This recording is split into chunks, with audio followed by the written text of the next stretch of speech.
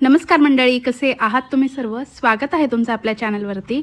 तर आज म्हटलं की सकाळचा रुटीन तर बऱ्याच वेळा शेअर केलेला आहे. तर आता म्हटलं सायंकाळी व्हिडिओ सुरू करून द्यावा. जे जे होईल ते शेअर करेल तुमच्यासोबत सगळ्या काही क्लिप्स. तर आज ना मी पडद्या आवरायला काढल्या होत्या आणि त्या पडदींवर इतकी धूळ होती, म्हणजे आपली जिथे नजर जात नाही तिथे इतकं घाण असू शकते.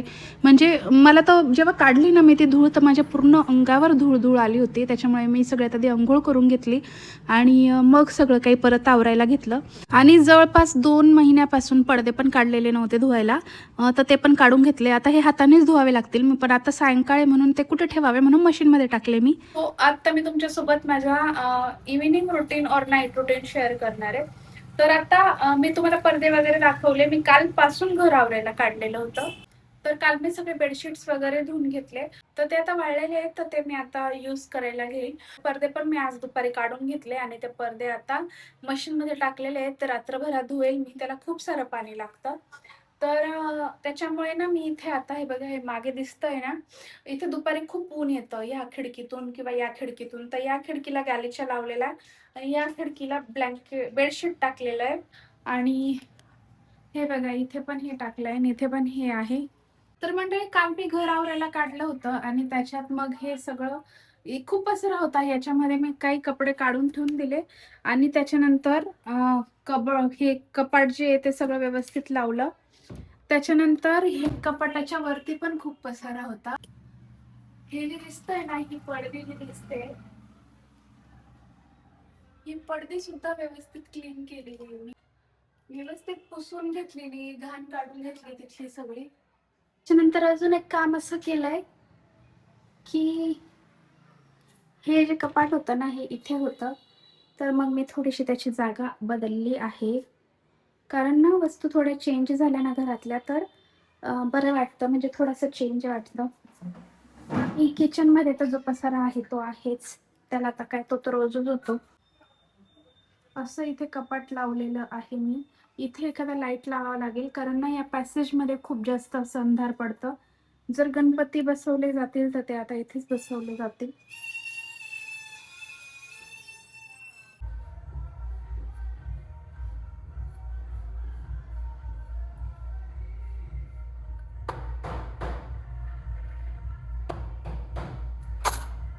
तर मला आज सायंकाळी एवढं काही स्वयंपाक वगैरेचं करण्याचं काही टेन्शन नाही आहे, कारण ना दुपारचं बऱ्यापैकी पडलेलं आहे. तर त्यामुळे काही स्वयंपाकाचा एवढा ताण नव्हता. पण आमच्या गावात ना शिवमहापुराण कथा चालू आहे आणि त्यातनं आज गणपती चरित्र येणार आहे, म्हणजे गणपती बाप्पांचा जन्म होणार आहे. तर त्याच्यासाठी कथेत जे पण जातात ना ऐकायला, तर ते प्रसाद घेऊन जायचा असं सांगितलं होतं त्या महाराजांनी. की मग मोदक घेऊन या, 11, 21, 51 जसं तुम्हाला होईल तसं घेऊन या. तर मग माझ्या सासूबाईंनी मला सांगितलं होतं करायला, तर मग मी मोदकच करत होती. तर आता मोदक म्हटलं तर प्रत्येकाच्या डोळ्यासमोर सध्या येतात ते पांढरे मोदक, जे तांदळाच्या पिठाचे असतात. त्यात सारण भरलेलं असतं, वरून केसर असतं, तूप असतं. पण खरं सांगू का, आमच्या कसमादे पट्ट्यात किंवा अजून काही इतर भागात करत असतील, तर आमच्याकडे ना गव्हाचे मोदक केले जातात.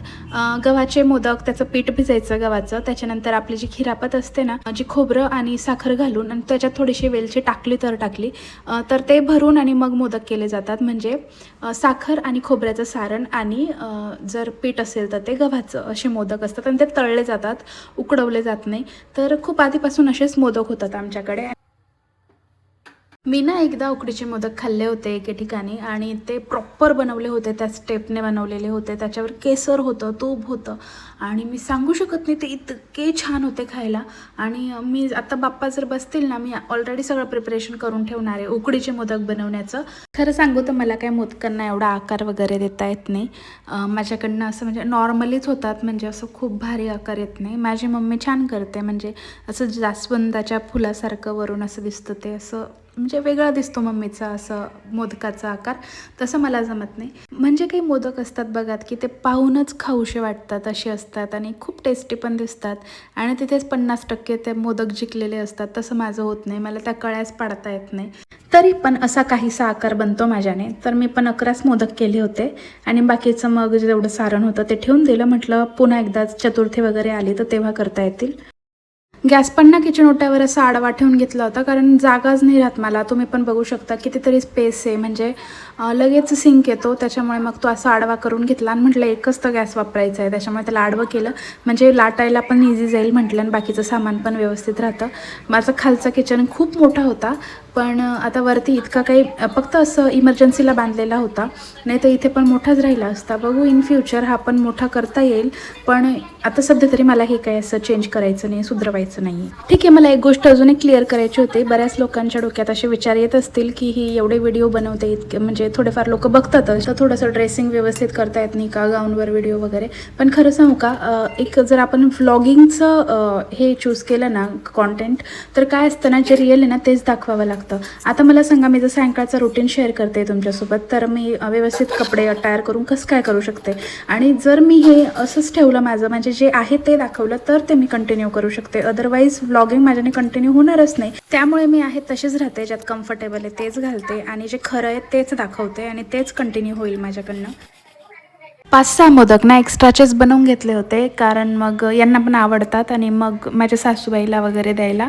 आणि मी तर नाही खात, मला नाही एवढे आवडत मोदक वगैरे. तर मग बाकीच्या पिठाच्या काय करावं म्हटलं, फ्रीजमध्ये ठेवण्यापेक्षा पुऱ्या काढून घेतल्या. यांना आवडतात पुऱ्या, खूप आवडतात. जेवणं करून घेतली त्याच्यानंतर, आणि नंतर मग किचन आवरायला घेतला. किचनवर बरंचसं तेल असं कुठे कुठे उडालेलं होतं. मोस्टली जेव्हा पण आपण तळण काढतो तेव्हा ते किचन ओटा थोडाफार तरी असं चिकट होतोच, तर तेच आवरायला घेतलं होतं मी. व्यवस्थित आधी साबणाने हे केलं, नंतर मग कापडाने सगळं पुसून घेतलं, आणि गॅसवर पण थोडासा चिकटपणा होता, ते पण घासून वगैरे घेतलं व्यवस्थित. त्यानंतर भांडी, सिंक सगळंच धुवून घेतलं व्यवस्थित.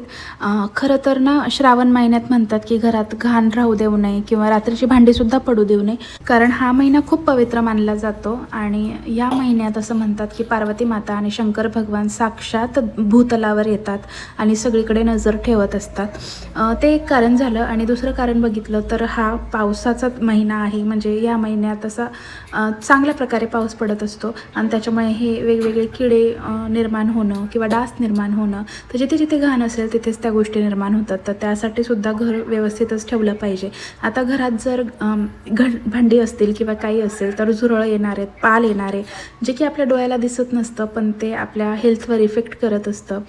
सो त्यामुळे पण घरावरनं एक चांगली गोष्ट असते रात्री.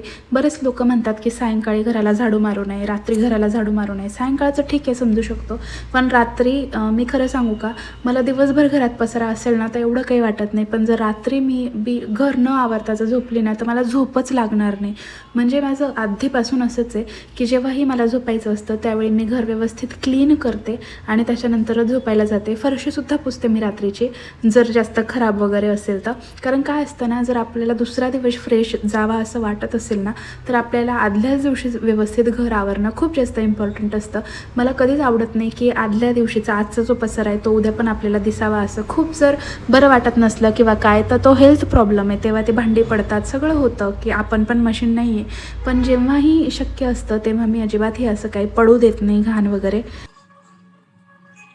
तर मी आत्ता ना फिनाईल घेतलं आहे, आणि ते पाण्यामध्ये मिक्स करून घेतलं. एक नॉर्मल प्लास्टिकची बॉटल असते आपली, ते मिक्स केलं, आणि त्याला असं छोटे छोटे होल करून घेतले त्या झाकणाला. आणि त्यानंतर ना सगळीकडे, म्हणजे दार जे आहे ना, दाराकडे त्या पूर्ण चौकटीवर मी ते फिनाईल मारलं. त्याचं कारण पण सांगते. आज दुपारी ना मला घरात पाल दिसली होती, तर ती मी कशी तरी हाकलली, पण मग ती पुन्हा घरात येऊ नये म्हणून मी जिथे ती मला दिसली होती ना तिथे व्यवस्थित असं फिनाईल मारून घेतलं. स्ट्रॉंग वास आहे त्या फिनाईलचा खूप. आणि काय करणार आहे, कारण तिचं घरात आली आणि कुठे लपली, म्हणजे मला खूप असं टेन्शन येतं पालीचं, म्हणजे किळस येते खूप पाल बघून. तर त्याच्यामुळे मी ते फिनाईलचं करून घेतलं. आणि ना मुंग्या पण खूप येत आहेत, कुठून येत आहेत काय माहिती, त्याच्यामुळे पण चौकटीवर आणि तिकडे सगळीकडे फिनाईल टाकलं. त्यानंतर माझं काम असतं बघून घेणं कुठे काय उघडं पडलेलं आहे का, किंवा जर दूध असेल तर ते दूध फ्रीजमध्ये ठेवायचं असतं, ते गार झालं आहे का नाही ते बघून ठेवणं. आणि हे जे रिंग लाईट दिसतंय ना, तर जरी रिंग लाईट लावलं नाहीत ना, तर व्हिडिओची क्वालिटी खूप खराब येते. त्याच्यामुळे आज ते शोधलं मी, बऱ्याच दिवसापासून, महिन्यांपासून घेतलेलं होतं, पण ते आत्ता बघितलं तर व्यवस्थित म्हणजे उजेड पडतंय त्याचा, आणि त्याच्यामुळे व्हिडिओ छान पण दिसतोय.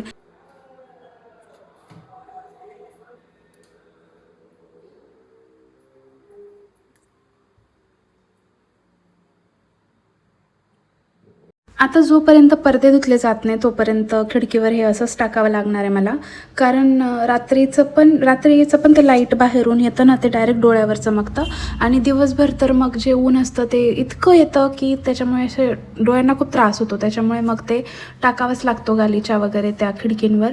तर काल ना मी सगळं अंथरूण आणि पांघरून धुवून घेतलं होतं व्यवस्थित. अंथरूण पांघरून तर मशीनलाच लावलेलं होतं, पण पडद्यांचं कसं आहे ना, पडदे खूप जास्त खराब झाले होते आणि पडद्यांना भयंकर पाणी लागतं आणि ते मोकळ्या पाण्यात ना खूप छान निघतात. त्याच्यामुळे मी पडदे जे आहे ना ते खाली जाऊनच धुणार आहे व्यवस्थित. आणि आत्ता मी हे गादीवर बेडशीट टाकते आहे ना, तर खूळ नाही आहे या गादीला, त्याच्यामुळे मग मला त्याच्या खाली पण बेडशीट टाकावं लागतं. ते परमनंटवालं असतं खाली आणि वरून मग व्यवस्थित फ्रेशवालं बेडशीट टाकावं लागतं. तर किचन तर व्यवस्थित आवरून झालेलाच होता, तर म्हटलं आता रूम पण व्यवस्थित आवरून घ्यावा. तर हे जे काही खोळा होत्या उसाशींच्या त्या टाकून घेतल्या आधी आणि झाडू पण मारून घेतला त्या रूमला. आणि मग म्हटलं आता हे गॅलरी पण व्यवस्थित झाडून घेते आणि त्याच्यानंतर कचरा जो आहे तो बाहेर नाही फेकत मी. झाडू जरी मारलेला असतो तरी कचरा मी घरातच ठेवते. मग दुसऱ्या दिवशी तो भरून घेते मी, जेव्हा शिळा केर वगैरे काढला जातो घरातला तेव्हा तो भरून घेते. पण मग मला ती कचकच वगैरे आवडत नाही. दुसरा दिवस मला उठल्या उठल्या माझं घर फ्रेश वाटावं असं वाटतं. आणि मेन म्हणजे रात्रीचं घर आवरणं माझ्यासाठी एक थेरपीचं काम असतं. कारण मग त्याच्यानंतर मला इतकी छान झोप लागते ना, जर भांडी वगैरे जर पडलीच किंवा घरात जर घाण असेल तर मग मला असं खूप रात्रभर टेन्शन असतं. दुसरा दिवस पण खूप चिडचिडमध्ये जातो. असो तर मंडळी, दुसऱ्या दिवशी सोमवार होता. मी अशा प्रकारे पूजा केली, म्हणजे कालचाच दिवस अशा प्रकारे पूजा केली होती. आणि म्हणतात ना की पिंडीवर कंटिन्यू पाणी पडत राहिलं पाहिजे, तर मी कसं काय केलं होतं, माठचा जो स्टँड असतो ना तो घेतला होता आणि खाली पिंड होती, जे पार्थिव पूजन करतो ना आपण, तर ती पिंड होती खाली. आणि वरून मग मी जी प्लास्टिकची बॉटल होती ना ती व्यवस्थित धुतलेली होती आणि स्वच्छ त्याच्यामध्ये पाणी भरलं होतं ताजं, आणि त्यामुळे पिंडीवर छान असं थेंब थेंब करून पाणी पडत होतं.